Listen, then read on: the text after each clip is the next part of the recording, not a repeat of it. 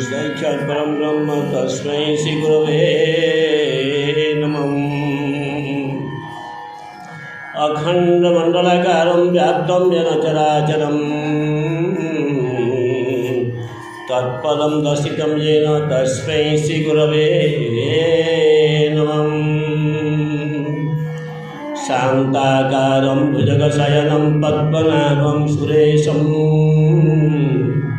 विश्वाधारं गगनसदृशं मेघवर्णं शुभांगं लक्ष्मीकान्तं कमलनयनं योगिभिध्यानगम्यं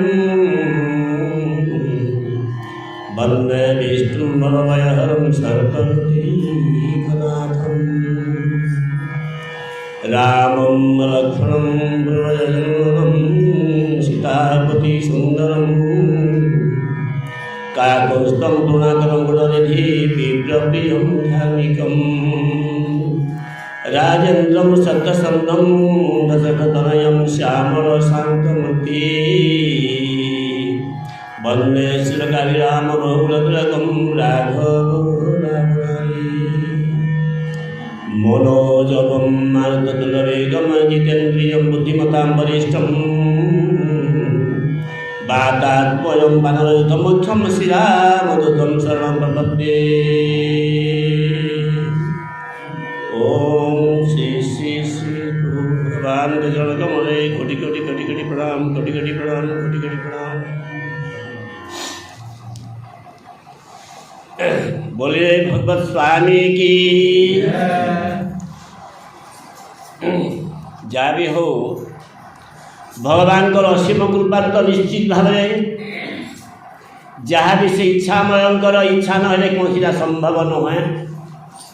मझे जदिओ मुई अनेक काम विभिन्न आड़ को जावा हेतु आसीपारी ना भगवान दया हेबारु श्रद्धा हेबारु मोर भाग्य थिबारु पुणी आपण मानक देखी आपण बहुत खुशी। सम्माननीय आमर रेटामुड़ा भगवत सभार सभापति महोदय, संपादक महोदय एवं एथिकार श्रद्धालु भक्तवृंद तथा आगंतुक वक्ता समूह एवं मोर गायक बायक जहाँ कि अच्छी समस्त हरिभक्त मान चरण कमल मु प्रणाम जनाई मो किसी दीपद कहबी।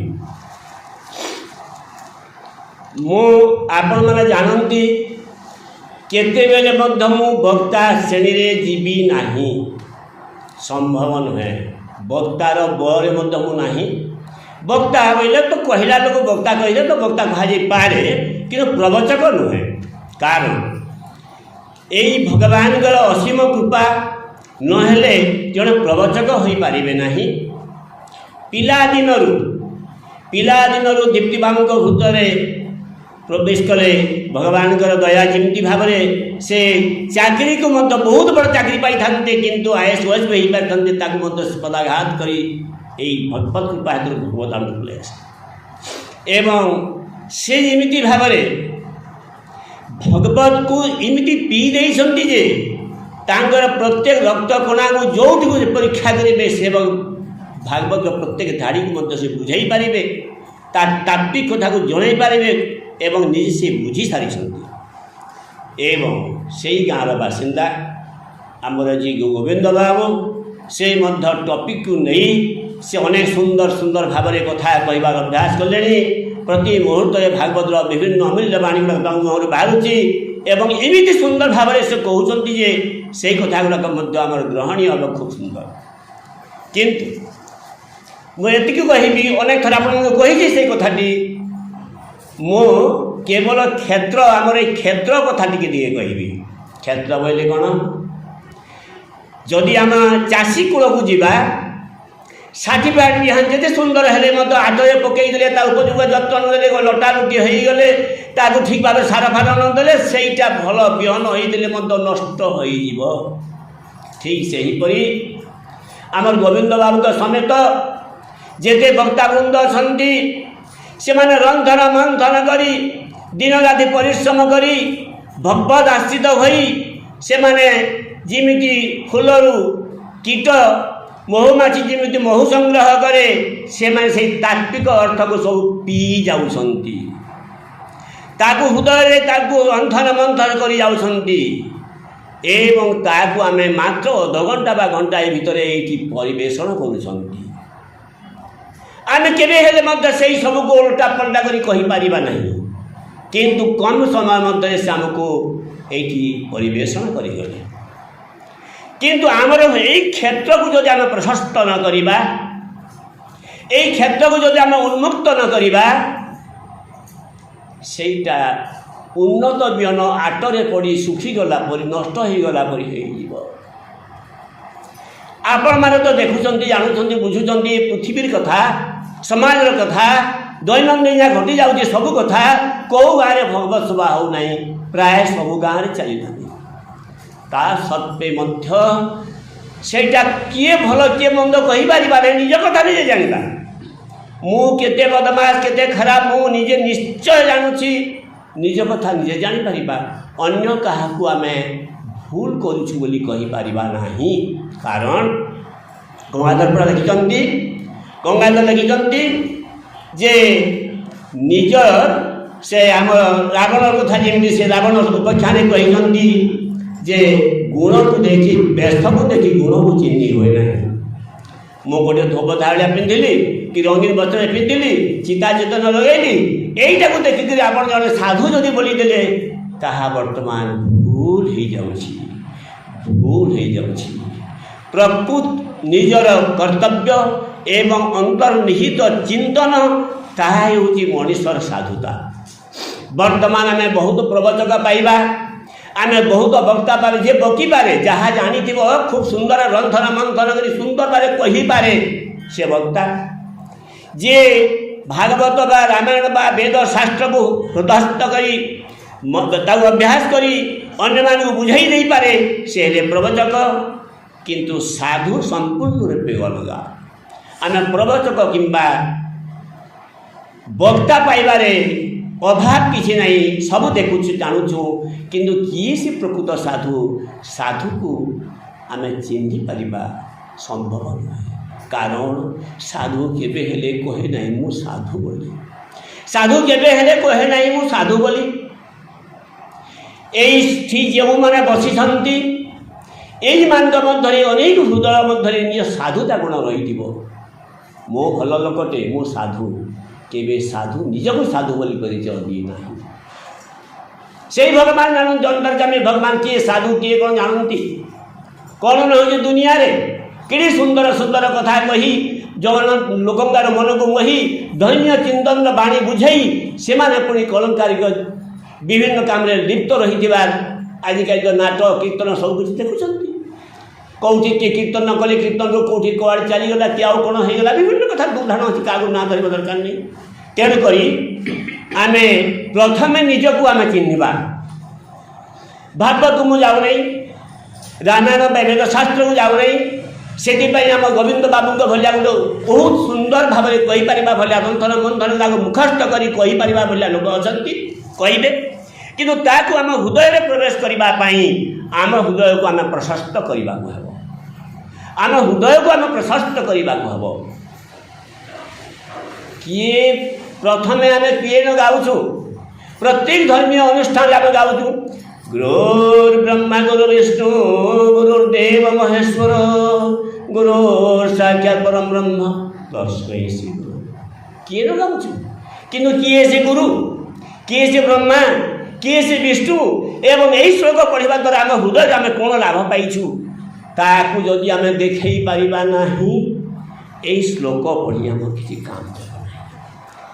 ଯେମିତି ଭାଗବତରେ କହନ୍ତି ଯେ ଅଭ୍ୟାସ କରୁଥିବ ନିତ୍ୟ, ଅଭ୍ୟାସ କରୁଥିବ ନିତ୍ୟ, ସବୁଦିନ ଅଧ୍ୟୟ ଅଧ୍ୟୟ ଗାଉଥିବ ବୋଲି ଜଗନ୍ନାଥ ଦାସଙ୍କ ନିର୍ଦ୍ଦେଶ ନାହିଁ। ପରମ ସୂତ୍ର ଭାଗବତ ଅଭ୍ୟାସ କରୁଥିବ ନିତ୍ୟ, ଅର୍ଥାତ୍ ଭାଗବତ ବାଣୀ ଯାହା କହିଗଲେ ଆମର ଗୋବିନ୍ଦ ବାବୁ ଏତେବେଳେ ପ୍ରତି ମୁହୂର୍ତ୍ତରେ ତାଙ୍କର ଭାଗବତର କୌଣସି ଗୋଟେ ପଦ ଆସିଯାଉଛି, ସେହି ପଦର ଅନ୍ତର୍ନିହିତ ଭାବ ଯାହାକୁ ଯଦି ମୁଁ ହୃଦୟରେ ଆମେ ପ୍ରବେଶ ହେଇପାରିବା ନାହିଁ ତାହେଲେ ଆମର ଲାଭ କିଛି ହେବ ନାହିଁ। ଏଇ ଜନ୍ମ ମୃତ୍ୟୁ ରହସ୍ୟ କଥା କହୁଥିଲେ। ପ୍ରକୃତରେ ଆମେ ପ୍ରଥମେ ନିଜକୁ ନିଜେ ନ ଚିହ୍ନିଲେ ଭାଗବତକୁ ଆମ କାନରେ ପଶାଇ ପାରିବା ନାହିଁ। ଏ ଶରୀର କ'ଣ, ଏ ଶରୀର ବିଷୟରେ ଆମ ଗୋବିନ୍ଦ ବାବୁ ଅନେକଟା କଥା କହିଗଲେ। ଶରୀର କେମିତି ଅସ୍ଥାୟୀ, କ୍ଷିତି ଅପ୍ ତେଜ ମରୁ ବ୍ୟୋମ, এই ପାଞ୍ଚଟା ଜିନିଷରେ ଆମ ଶରୀର ଗଢ଼ା। କ୍ଷିତି ବେଲେ ମାଟି, ଅପ୍ ବେଲେ ପାଣି, ତେଜ ବେଲେ ଆଲୋକ, କ୍ଷିତି ଅପ୍ ତେଜ ମରୁତ୍ ବେଲେ ପବନ, ବାକି ହେଲା ଆକାଶ, ବ୍ୟୋମଟା ହେଲା ଆକାଶ। এই ପଞ୍ଚଭୂତରେ ଆମର ତିଆରି ଶରୀର। ଆମେ ଯେତେବେଳେ ପୃଥିବୀକୁ ଆସିଅଛୁ ଆମର ସମୟ ତକ ରହିଗଲା, ଯେତେ ଦିନ ରହିବା ତାପରେ ଏଇ ପଞ୍ଚଭୂତରେ ମିଶିଯିବେ। ଏଇ ଆମର ମାଟି ପିଣ୍ଡଲା ପରି ଏଇଟା ଶରୀରରେ ପଡ଼ି ରହିବ, ଶରୀର ସରିଯିବ। এইটা তো ଆମେ ପ୍ରଥମେ ଏଇ କଥା ବୁଝିନାଉ, ପାଟିରେ କହୁଛୁ, ଆମେ କହୁଛୁ ପାଟିରେ କହୁଛୁ ଯେ ଦୁନିଆରେ ଯେତେ ଜିନିଷ ରହିଛି ସେ ସବୁ ଆମର ନୁହେଁ, ସେ ଭଗବାନ ଆମକୁ ଚଳିବା ପାଇଁ ଦେଇଛନ୍ତି। ସମସ୍ତେ କହିବା, ଏଇଟା କହିବା ଏବଂ ବୁଝିବା ଭିତରେ ବହୁତ ତଫାତ୍ ଅଛି। ଯଦି ଆମେ କହୁଛୁ ସତ କଥାଟେ କହୁଛୁ, ବାବୁ ତ ଗାଇଗଲେ ଚିତ୍ର ପ୍ରତିମା ପ୍ରାୟ ଦିଶୁ ସୁନ୍ଦର, ଚିରି ଭିତର ଦେଖ କିମ୍ବା କିନାର ଖାର ଇତ୍ୟାଦି ବିଭିନ୍ନ କଥା କହିଲେ। ଶରୀର କେତେ କ୍ଷଣସ୍ଥାୟୀ, କିଏ ସେ କାହାର ବାପା ମା, କିଏ କା ପୁଅ ଝିଅ, ପତି ପତ୍ନୀ ଭାଇ ଭଉଣୀ ସବୁ ମାୟାର ବୋହ, ସବୁ ମାୟାର ବୋହ। କହିପାରିବା ଏଇଟା ମୋର ବାପା, ମୋ ବାପା ମୋତେ ବହୁତ ଭଲ ପାଆନ୍ତି, ମୋ ବାପାକୁ ଛାଡ଼ି ମୁଁ କୁଆଡ଼େ ଯାଇପାରିବି ନାହିଁ। ନାଇଁ ନାଇଁ ନାଇଁ ଯମରାଜା ତୁ ସିଆଡ଼େ ଯା, ମୋ ବାପାକୁ ଛାଡ଼ି ପାରିବିନି। ପୁଅ କହିପାରିବ ନାହିଁ ବାପା ପାଇଁ, ମୁଁ 12 ବର୍ଷରେ ପୁଅଟେ ଜନ୍ମ କରିଛି, ଏ ଯମରାଜା ତୁ କେବେ ମଧ୍ୟ ମୋ ପୁଅକୁ ନେଇପାରିବୁ ନାହିଁ। କହିପାରିବ ନାହିଁ ବାପା। ଯେତେ ଦିନ ପାଇଁ ସେ ପୁଅ ହେଇକି ରହିଛି, ଯେତେ ଦିନ ପାଇଁ ସେ ବାପ ହେବାର ପରିଚୟ ଦେବାର ଅଛି ତାହା ସେ ଦେବ। ସେଇଟା ଆଗରୁ ବିଧି ନିର୍ଦ୍ଦିଷ୍ଟ। ଆମକୁ କେବଳ ଧୈର୍ଯ୍ୟ ଧରିବାକୁ ହେବ, ଆମକୁ କେବଳ ଧୈର୍ଯ୍ୟ ଧରିବାକୁ ହେବ। ଆମ ଶରୀରକୁ ପ୍ରଥମେ ଚିହ୍ନିବା, ତାପରେ ଯାଇକି ଆମ ତାତ୍ତ୍ୱିକ କଥା ଗୁଡ଼ାକୁ ଆମ ମନକୁ ଗ୍ରହଣ କରିପାରିବା। ଶରୀର ଯଦି କ୍ଷଣସ୍ଥାୟୀ, ଶରୀର ଯଦି ସମ୍ପୂର୍ଣ୍ଣ ଅସ୍ଥାୟୀ, ପୁଣି କେବେ ଯିବା ସେଇଟା ମଧ୍ୟ ଭଗବାନ କହିନାହାନ୍ତି। ଭଗବାନ ବହୁତ ମହତ୍ କାମଟିଏ କରିଛନ୍ତି।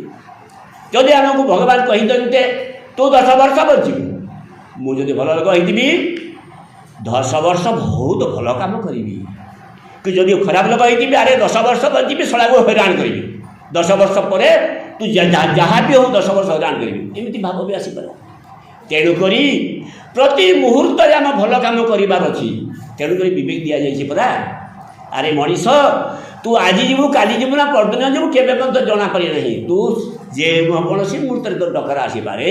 ତେଣୁ ପ୍ରତି ମୁହୂର୍ତ୍ତରେ ତୁ ବିବେକକୁ ନେଇ ଭଲ କାମ କର।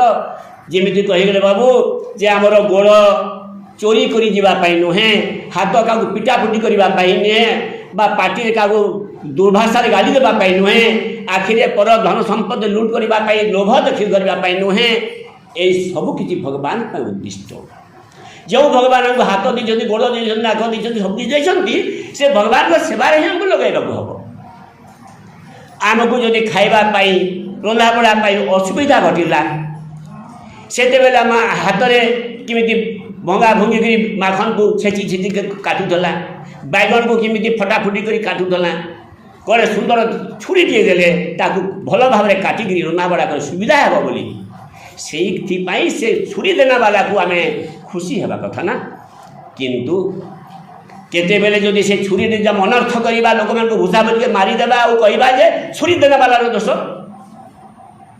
भगवान परा मनीष देहे दिव्य ज्ञान देखी संतोष भगवान कौन पाई से दिव्य ज्ञान कौन देखिले से आमको कौन देखिले अन्य जीव जंतु मानकर हृदय रे विवेक बोलवा जिनिस पाई पारिले नाही 7 थर पिटापुटी करी घौड़े देते मत गाई पुणी फसल खाइबा को आसीबो ए करदेले होय तो आगु माड़ खाई टिके अटकी जाई पारे किंतु जते लोकला नाही मालिकर फसल खाइबो भगवान भाविले अरे गाई से फसल न खाइबा में तो ते माड़ दिया हला पुणी ती जाऊ गाई बुझिला नाही निआरे पड़ुंट बाबू कहते निआरे पड़ुंट पोक मैंने विभिन्न कीट पतंग पोड़ी मरुंट कितु अन्य आसुना कीट पतंगर भय नहीं कि देखुं आगटा मैंने मरुंट से कहीं खाइबे से भावार शक्ति किसी नहीं इमिति भाव जहाँ देखिले जीवजंतु जहाँ तैयारी कले कहीं जमी चलुची चलुची चलुची चलुची आपण रेल गाड़ी आसूची जदि होड़े मेढ़ी जाऊे गोटे जब ढुकीगला बेले समस्ते ढुकीजे गोटे जब फुरीगला घुंचल समस्ते पलि आसबे इमिति विभिन्न भाव देखिली जे कहानीर कांड ज्ञान हो पारा नहीं पुणी चलला जीव सृष्टि शेष में मनीष को तैयारी कले मनीष देहरे गोटे सुंदर ज्ञान देखिपारे या विवेकटा से एमती कार्यकारी गला विवेक जी जेकोसी मुहूर्त से भगवान को मन पकड़ा ता देह उपादान जी अच्छी एवं या से बहुत बहुत ज्ञान देते से भगवान प्रदत्त ज्ञान को नहीं से विज्ञानी हो पारा से चढ़ई मान बोले आकाश से उड़ी पारा माछ बोलिया पानी पहरी पारा से क्यों बहुत किसी बड़ बड़ काम कर पारा आज जन्म होगा जदि अच्छी तार विज्ञान अस्त्र प्रयोग करी 2 दिन गड़े भी दे पारा कि 2 दिन पर जन्म हेले असुविधा जदि अच्छी आज जन्म भी कर पारा सेटा मुँह खोली बोली जो मनीष कहला से हूँ मूर्ख किंतु से भाविबा कथा से भगवान प्रदत्त ज्ञान को पाथय करी से मोबाइल तैयारी करी किंतु ये मोबाइल तैयार करने जो ज्ञान भगवान हमको देदेले मनीष को मनीषर काम को आहरी सहज सुंदर करने को देले किंतु ये मोबाइल माध्यम रे कौन अनर्थ अन्याय करने से देना जिमिति यही हाथ में मु गोटे आतताई बोली जाई टांगिया रे का मारी भी जाई पारे कि एवं यही हाथ में भगवान को मु आराधना भी करने हाथ अंजुली करी मु प्रार्थना भी करी सेमिति जो महात्मा जी जार दयालु आम मोबाइल तैयारी करें यही मोबाइल रे आम भल काम करने ठीक समय ठीक काम करने सुंदर कथा शुणापी सुंदर शिक्षा पाइबापी तैयारी किंतु मोबाइल को लेकरी चोरी दारी हत्या मृत्या चलुची अति दुखर विषय अति दुखर विषय देखो यही भागवत कथा जो कहते आपण मान को सबुदिन पढ़ापी बाबू निर्देश दौले प्रकृति बुझंतु न बुझंतु जदि भागवत भीतर को गति करेंगे निश्चित भाव में निजर उपकार हो न बुझी पारे मत उपकार हो से जदि न बुझी पारी कौन होते दरकार पड़ो आगा को पचारि पार किंतु न बुझी हृदय को जो मंत्र शक्ति भेद कर तार मंत्र किसी बहुत किसी ना तुमको आपण मन कही बोध यही भागवत को जे न बुझी से केवल गाई को चलुची एवं विभिन्न प्रकार विभिन्न लोग भागवत पेट भी पोषुंट सत कथा जो वक्ता महाशय मैंने प्रवचक मैंने दैनंदिन एपट सेपट जी दैनंदिन टकरा आसो से किसी जो दक्षिणा नदे ने कुटुंब पोषिले जमी से दोषयुक्त नुहे किंतु भागवत को पढ़िकी यही भागवत ही मोर पाथय यही भागवत रु केवल टंका कमेबी एमती भावना न रखि जड़े साधु कथा मुझे कहूँ आ समय तो कम हम कहूँ कौन पुरी प्रतिवर्ष से प्रतिवर्ष के प्रतिदिन दैनंदिन भगवान पाखे ଭାଗବତ କୁହାଯାଏ। ଏବଂ ଭାଗବତ ଗାଇବା ପାଇଁ ସେଇଠି ପୁରାଣ ପାଠ କରିବା ପାଇଁ ଆପଏଣ୍ଟମେଣ୍ଟ ଦିଆଯାଏ।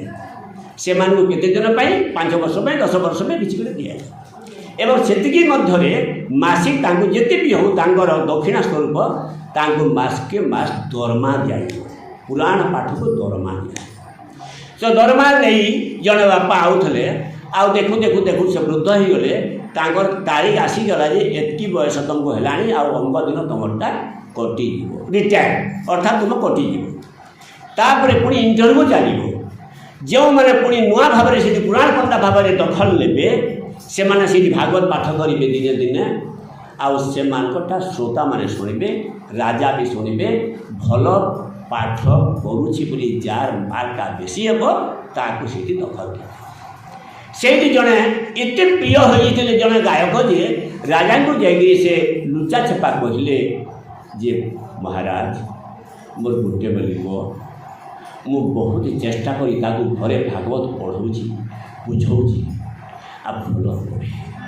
ଆଉ 5 ଜଣ ପିଲା ତ ଆସିବେ, 5 ଜଣ ଅର୍ଜି ଦେଇଛନ୍ତି, ସେମାନଙ୍କ ସହିତ ମୋର ବି ପିଲା ତ ଆସିବ ଯେ ତଥାପି ଟିକେ ଦୟା କରିଥିବେ ପ୍ରଭୁ। ସେ ଏମିତି ଭାବରେ ଅନୁରୋଧ ଜଣାଇଲେ। ରାଜା କହିଲେ ନା, ଏଥିରେ ତ କିଛି ପାର୍ସିଆଲ ନାହିଁ। ଭଗବାନଙ୍କର କଥା, ଯେଉଁ 5 ଜଣଙ୍କୁ ଆମେ ପାଠ କରାଇବୁ, ଦର୍ଶକମାନଙ୍କର ଆମେ ସବୁ ଇଣ୍ଟରଭ୍ୟୁ ନେବୁ, ମୁଁ ବି ତ ଶୁଣିବି, ମହାରାଣୀମାନେ ଶୁଣିବେ, ସମସ୍ତେ ଶୁଣିବେ। ଏବଂ ଯାରଟା ଭଲ ଲାଗିବ, ଯେ ବୁଝେଇ ଭଲ ପାରିବ, ଗାଇଲା ବେଳେ ତା'ର ଭାବଟା ଠିକ୍ ଥିବ, ବୁଝେଇଲା ବେଳେ ଭାବ ପ୍ରବଣ ହେଇକି ଠିକ୍ ବୁଝେଇ ପାରୁଥିବ, ତାକୁ ଆମେ ଦେବା। ହଉ ପ୍ରଭୁ ଯେତିକି ଦୟା କରିବେ। ରହିଗଲା। ପିଲାଟା ଆସିଲେ, ଉପଯୁକ୍ତ ଦିନରେ ସେଇଠି ପାଠ କରାଗଲା। ଆଉ 5 ଦିନ ଗାଇବେ, 5 ଦିନ ଗାଇବେ, ତାପରେ ଯେ ରେଜଲ୍ଟ ଦିଆଯିବ। ତାପରେ ସେ ତ ନିଜେ ପୁରାଣ ପଣ୍ଡା ଥିଲେ, କହିଲେ ମହାରାଜ କେମିତି ହେଲା? ହଁ ହେଲା, ଟିକେ ଆଉ ଟିକେ ଭଲ କରି ଅଭ୍ୟାସ କରାନ୍ତୁ, ମୋତେ ଟିକେ ସନ୍ଦେହ ହେଉଛି ସେ 1 ନମ୍ବରରେ ଆସିବ ବୋଲି ମୋତେ ସନ୍ଦେହ ହେଉଛି, ଜଣକୁ ରଖିବି ନା। ହଁ ଗଲା, ନିରାଶ ହେଲା। ବାବୁ କହିଲେ ବାବୁରେ ହେତେ ରାଜା ଖୁସି ହୋଇନି, ତୁ ଆଉ ଟିକେ ଘୁଷାଘୁଷି କର। ତାପରେ ରାତି ଦିନ ପୁଣି ଘୁଷାଘୁଷି କଲା। ଦ୍ୱିତୀୟ ଦିନ ପୁଣି ଗଲା। ଦ୍ୱିତୀୟ ଦିନ ଇଣ୍ଟରଭ୍ୟୁରେ ପୁଣି ରାଜାଙ୍କୁ ଫେର କ'ଣ ଲେଖା ପଚାରିଲା, ମହାରାଜ କେମିତି ହେଲା? ହଁ ତଥାପି ଟିକେ ରହିଯାଉଛି, ଆଉ ଟିକେ ସୁନ୍ଦର ଯେଉଁ ଘୋଷାଘୁଷି ହେଲେ ଆଉ ତ 3ଟା ଚାନ୍ସ ଅଛି, 5ଟା ଚାନ୍ସ ଦିଆଯିବ। ଏଇ 2ଟା ଚାନ୍ସରେ ତାର ମାର୍କ କମିଯାଉଛି, ଆଉ 3ଟା ଚାନ୍ସକୁ ଅଧିକା ବି ହେଇଯାଇପାରେ। ହଁ କହିଲା, ସେ ଗଲା ଘରକୁ। ବାବୁ ପୁଣି କହିଲା ସେଇ କଥା। ବାବୁ ତାପରେ ଚେଷ୍ଟା କଲେ, ପଢ଼ାପଢ଼ି କଲେ।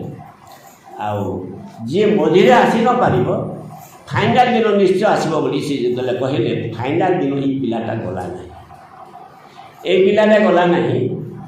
ଗଲା ନାହିଁ କିନ୍ତୁ ମନେ ମନେ ରାଜା ବୋଧ ହୁଏ ତାକୁ ଭଲ ଲାଗୁଥିଲା କି କ'ଣ ଯେ, କିମ୍ବା ଆଗର ପୁରାଣ ପଣ୍ଡା ପ୍ରତି ତାର ଦରଦ ଥିଲା ଯେ କିଏ ଜାଣେ, ସେଇ ପିଲାଟିକୁ ରଖିଲେ ଭଲ ହୁଅନ୍ତା କି ମନେ ମନେ ଭାବୁଥିଲା। କିନ୍ତୁ ଫାଇନାଲ୍ ଦିନ ସେ ପିଲା ଗଲା ନା, ଯେଉଁଦିନ ଫାଇନାଲ୍ କରିବା। ରାଜା ଭାବିଲେ ବା ପିଲାଟା ତ ଆସିଲା ନାହିଁ, କ'ଣ କି ରୁଷିଲା କି କ'ଣ କିଛି ହେଇଗଲା କି? ତାପରେ ଏମିତି ହଉ ରାଜା ପାଖକୁ ଯିବାକୁ ଚାହେଁ। ତା ପାଖକୁ ଯିବା ପାଇଁ ହେଲେ ଆଜି ଯିବି କାଲି ଯିବି ବୋଲୁ ସେ ଘୋଷଣା ବନ୍ଦ ହେଇଗଲା। ପିଲେ ତୁମରଟା ଆର ମାସକ, ଏଇ ମାସରେ ତ ହେବନି। ଗୋଟେ ପିଲା ଅଟକିଗଲେ, ସବୁଦିନ ଆସିବା କଥା, କିନ୍ତୁ ସେ ପିଲାକୁ ଶୁଣାଇଲେ ସେ ପିଲା ଯେବେ ଆସିବ ସେଇଦିନ ଆମେ ଘୋଷଣା କରିବା, ଏବେ ଘୋଷଣା କରିବା ନାହିଁ। ଅଟକିଗଲା କିଛି ଦିନ, ଏଇ ଭିତରେ 8-15 ଦିନ ଭିତରେ ସେ ପିଲାର ବାପା ଆକ୍ସିଡେଣ୍ଟାଲି ମରିଗଲେ। 12 ଦିନ ଚଳିବ ନାହିଁ। ତ ଏମିତି ମାସେ କଟିଗଲା। ତାପରେ ଘୋଷଣା କରିନାହାନ୍ତି ସେ କିଏ ସେ ସେଠି ପୁରୁଣା ପଣ୍ଡା ହେବ, କିନ୍ତୁ ପିଲାଟାକୁ ସେ ଆଣିପାରିଲେନି। ଡକେଇ ପଠେଇଲେ, ସେ ଆସିଲା ନାହିଁ। ଦୂତ ଯାଇ ଡକେଇ ପଠେଇଲେ, ସେ ଆସିଲା ନାହିଁ। ଭାଇ କି ମୁସ୍କିଲ କଥା। କିନ୍ତୁ ହଠାତ୍ ତାକୁ ଦଣ୍ଡ ଦେଲେ ଠିକ୍ ହେବ ନାହିଁ। କାହିଁକି ନା ଭଲ ତ ପଢ଼ୁଥିଲା, ଭଲ ବୁଝାଉଥିଲା। ରାଜାଙ୍କ ଆଦେଶ ନ ମାନିଥିବାରୁ ଦଣ୍ଡ ତ ମୁଁ ଦେଇପାରିବି, କିନ୍ତୁ ହଠାତ୍ ଏମିତି କାର୍ଯ୍ୟାନୁଷ୍ଠାନ କରିବା ନାହିଁ। କ'ଣ ହେଉଛି ଦେଖିବା। ସେ ରାଜା ନିଜେ ତାଙ୍କ ଡ୍ରେସ୍ ବଦଳାଇ ମନ୍ତ୍ରୀ ମଧ୍ୟ ଡ୍ରେସ୍ ବଦଳେ ସାଧାରଣ ଜନତା ସହିତ ମିଶିଗଲେ ଏବଂ ଯେଉଁଠି ତାଙ୍କର ଘର ପଚାରି ପଚାରି ଗଲେ ଯେଉଁଠିକି ଏଇ ପେପର ଚିହ୍ନିବ ତାଙ୍କ ଘର କେହି ଚିହ୍ନି ପାରିବେ ନାହିଁ। ସେଇଠି ସାଧାରଣ ଦରିଦ୍ରା ବିଷୟରେ ସେ ଗଲେ ନା ଗୋଟେ ଅବସ୍ଥା ବିଷୟରେ ଗଲେ କେହି ଚିହ୍ନି ପାରିଲେ ନାହିଁ। କିନ୍ତୁ ସେ ଲୋକଟା ଚିହ୍ନିବ ନା, ସେଇ ଗଲେ ଅଙ୍କ ଘର ଗଲେ, ହଁ ଦୋଷ ଅଙ୍କ ଘର ଏଇଟା, ହଁ ଦେଖିଲେ ଘର ଆଗରେ ଗୋଟେ ଦୌଡ଼ିଆ ଖଣ୍ଡରେ ପଡ଼ିଛି, ହଏ ସେ ଅଙ୍କ ଅଛନ୍ତି, ହଏ ଅଛନ୍ କାଣା ସେ ପୂଜାପୂଜି କରୁଛନ୍ ଯେ ଟିକେ କହିଦିଅ ତ। ଗଲା ସେ ଫିରି ହେଲା, ନାଇଁ ଗो ଇହାଦେ ମୋଟା ନାଇଁ ଶୁଣ, ଯେତେ ଜାଣ ଗଲା ନାଇଁ ଶୁଣ, 10 ନା 11 ନା ବାଜଲା ଇ ନାଇଁ ଶୁଣ ବିଲକୁଲ କାରେ କଥା ଦରକାର ଅଛି ଯେ ହଁ ବସିବ ବୋଲେ ଭାଇ ବସିଛ ଖଟେ ବାଜଲା ବସିଛ ଇ କେନ ଚିନିଛେ ରୋଜା କିଏ ବୋଲିକିରି ତାର ମାନେ ଚିନି ତ ସେ ହେଲା ଫେର ଗଲେ ଟାଇମ୍ ହେଲା ଦେଖ ତ ଟିକେ ନାଇଁ ଗो আর 5 মিনিট লাগবা ଟିକେ କାଣା ଟିକେ କରୁଛନ୍ତି ଆସିବେ ବିଚରା ହେଲା ଆସନ୍ ସାର୍ ସେ ବହୁତ ସୁନ୍ଦର ସମ୍ମାନ ଦେଲା ମହାରାଜ ଆପଣ ଆସିଛନ୍ ଯାହା ହଉ ଧନ୍ୟ ହେଇଗଲି ଆଉ ଆପଣଙ୍କର ଭଳିଆ ଲୋକର ପାଦ ମୋର ଘରେ ପଡ଼ିଲା ବହୁତ ବହୁତ ବହୁତ ଖୁସି ଲାଗିଲା ପ୍ରଭୁ ଆଉ ଏଇଟା କଥା ଆଉ ହଁ ଆପଣ କାରଣ ଅସୁବିଧା କହୁ ମୁଇଁ ଗୋଟେ କଥା ପଚାରି ଆଇଛ ବାବୁ ତୁମେ ଫାଇନାଲ ଦିନ ତ ନାଇଁ ଗଲ ତୁମେ ଯିବାର କଥା ତୁମେ ଫାଇନାଲ ଦିନ କିନା ନାଇଁ ଗଲ କେନ୍ଟା ଫାଇନାଲ ସେ ଭୁଲି ଓ ଫାଇନାଲ ବେଲେ ତୁମେ ଭଗବତ ସଭାର ଲାଗି ଆଉ ଯେନ୍ ଦିନ ଫାଇନାଲ କରିଦେବାର ଥିଲା ବାଛବାର ଲାଗି ବାକି ଯେନ୍ 2-3 ଦିନ ଯାଇଥିଲ ସେଦିନ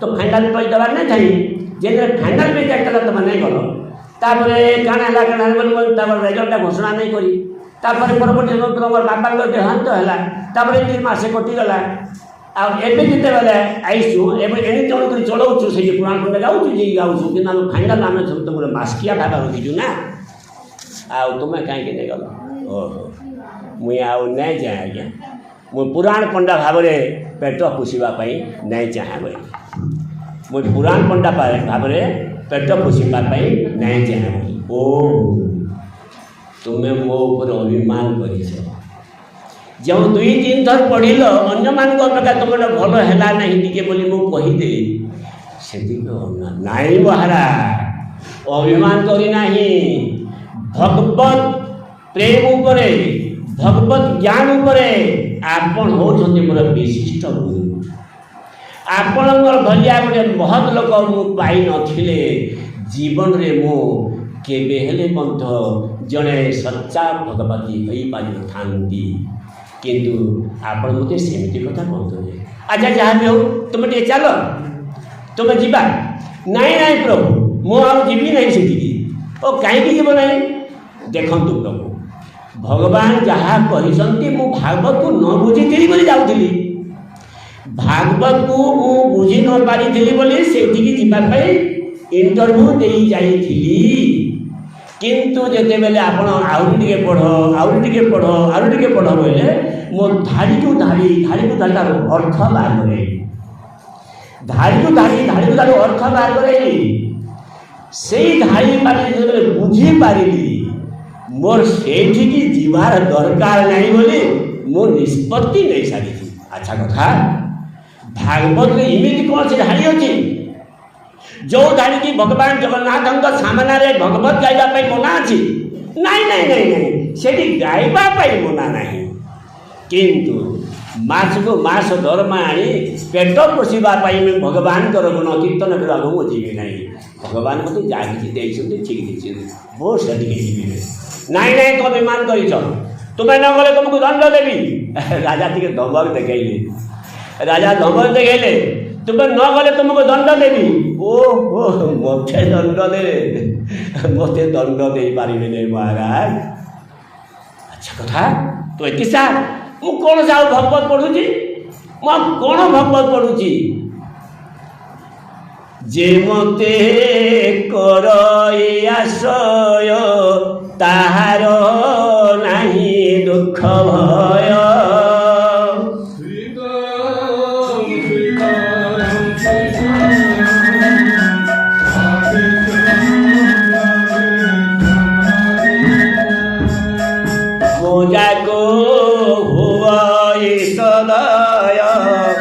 তাহার নাহি দুঃখ ভয়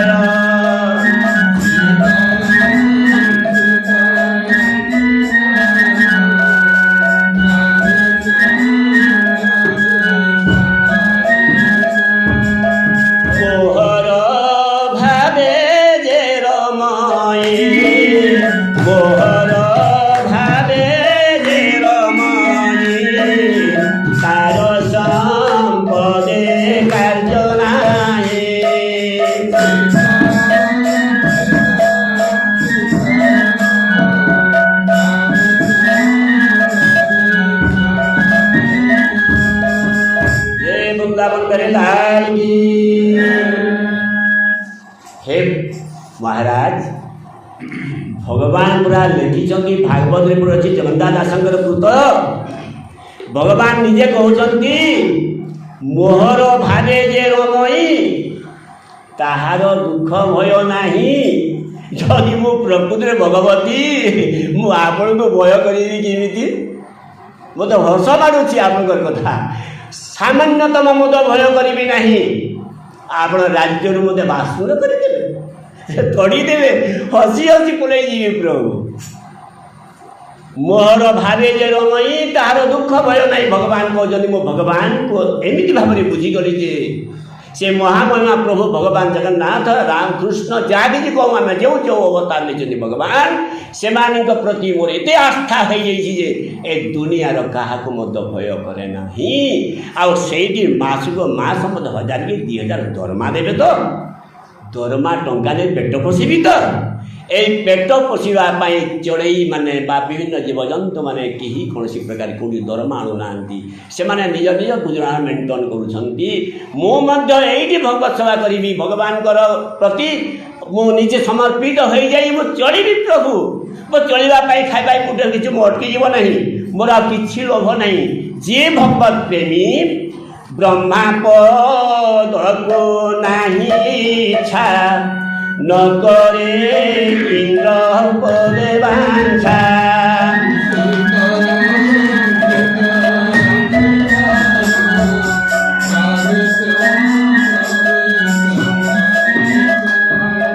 शपथ दीपे राजपद राजपद नैचे योग मार्ग सिद्ध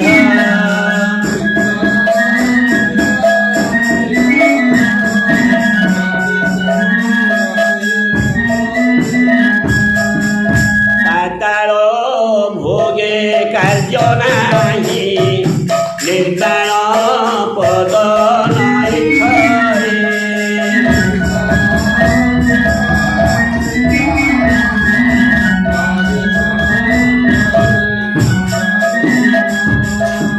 मोते समर्पी शुद्ध चित लुहई माया रे मोहित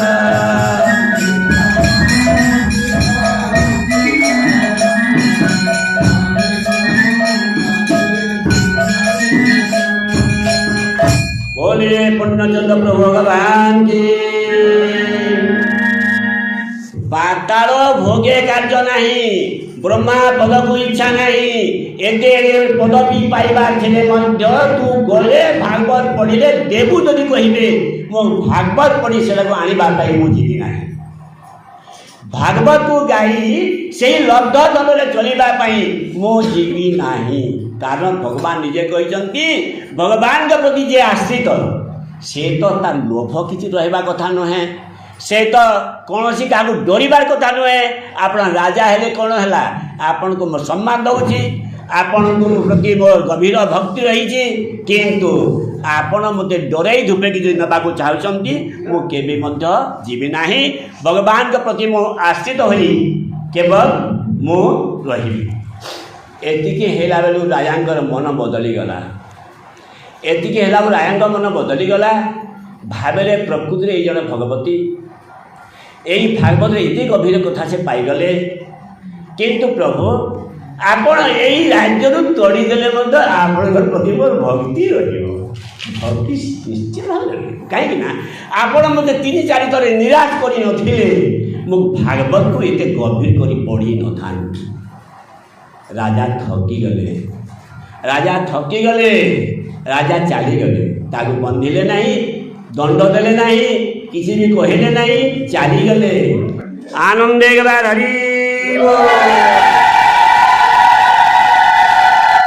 बोलिए कृष्णचंद्र प्रभु भगवान की वृंदावन बिहारी लाल की सत्संग की धन्यवाद।